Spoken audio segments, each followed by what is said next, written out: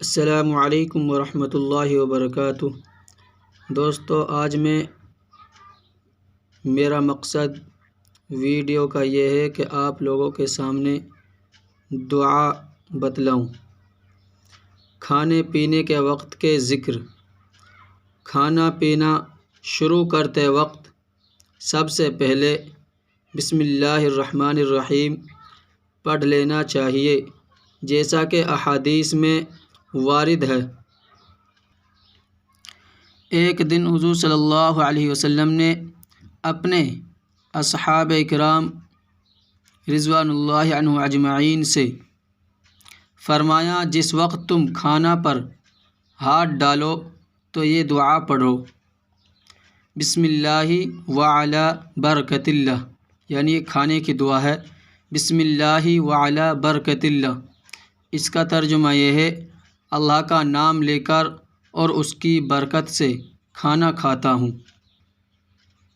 ایک اور روایت میں ہے، حضرت عائشہ رضی اللہ تعالی عنہا سے روایت ہے کہ رسول اللہ صلی اللہ علیہ وسلم نے فرمایا، جب کوئی شخص کھانا کھانے لگے اور بسم اللہ پڑھنا بھول جائے تو جب یاد آئے تو یہ دعا پڑھے، بسم اللہ اولہ و آخرہ، بسم اللہ اولہ و آخرہ۔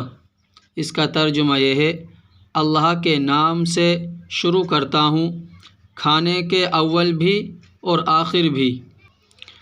اور جب آپ کھانے سے فارغ ہو جائے، ایک حدیث ہے، حضرت ایوب رضی اللہ تعالی عنہ سے روایت ہے کہ جب رسول اللہ صلی اللہ علیہ وسلم کھانا کھاتے یا پانی پیتے تو یہ دعا پڑھتے۔